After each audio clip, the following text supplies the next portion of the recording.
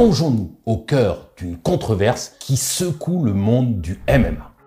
Nous allons revenir sur une nouvelle qui a ébranlé un combat tant attendu, l'UFC 299 à Miami, où Benoît Saint-Denis, notre guerrier français, a affronté l'impitoyable Dustin Poirier. Imaginez-vous, à quelques jours du combat de votre vie, votre corps vous lâche, trahi par une infection sournoise. C'est le cauchemar qu'a vécu Benoît, God of War, qui malgré son courage, a dû faire face à une adversité invisible bien avant de monter sur le ring.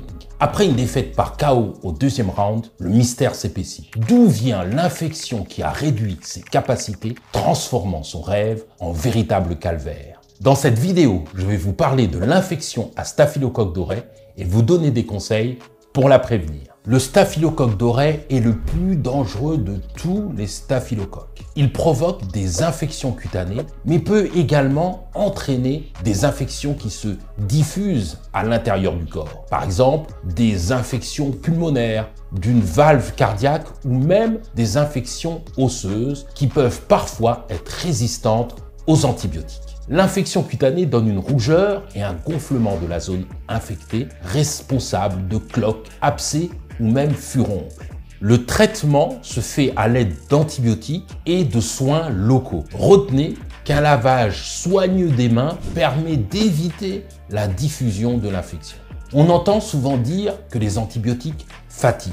Eh bien, il faut savoir que c'est plus souvent l'infection qui est responsable de la fatigue que l'antibiotique lui-même. Et même après la guérison d'une infection, une fatigue peut persister. Il ne faut donc surtout pas arrêter son traitement antibiotique lorsqu'on a une infection. Dans le cas de la préparation d'un combat, il est donc plutôt intéressant de prendre tôt des antibiotiques pour faire disparaître au plus tôt l'infection et éviter tous les désagréments, fatigue et propagation même de cette infection.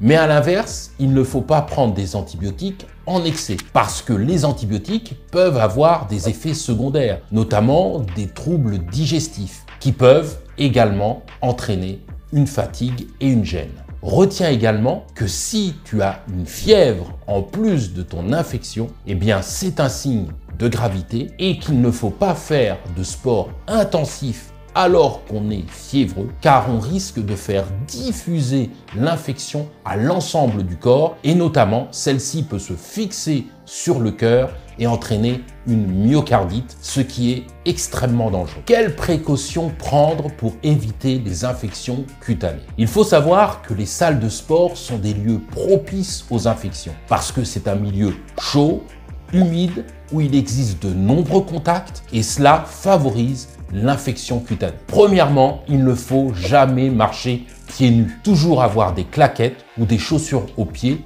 dès que l'on sort du tapis. Deuxièmement, il faut éviter d'exposer sa peau. Donc, les rash guards ou les leggings sont absolument indispensables quand on fait un sport au sol et un sport de combat. Il faut très régulièrement désinfecter les surfaces de pratique. Il faut nettoyer le tapis très régulièrement entre chaque entraînement. Prends une douche le plus tôt possible après ta pratique. Tu peux être tenté de rentrer chez toi et de prendre la douche chez toi. Mauvaise idée. Les bactéries prolifèrent dans les vêtements trempés et la sueur et cela est une source propice pour développer une infection. Prends une douche, rince-toi le visage et porte des vêtements secs et propres. Si tu penses avoir contracté une infection cutanée, soigne-toi et évite de contaminer tes camarades. Premièrement, évite l'entraînement avec contact et consulte au plus vite un médecin. Il pourra te donner un antibiotique pour éviter que l'infection se propage. Il faut savoir qu'après 3 jours d'antibiotiques, on n'est quasiment plus contaminant. Lorsque tu fais des soins locaux de ton infection, lave-toi les mains avant et après avoir touché la plaie. Voilà, si la vidéo te plaît, abonne-toi et partage-la et surtout suis mes conseils.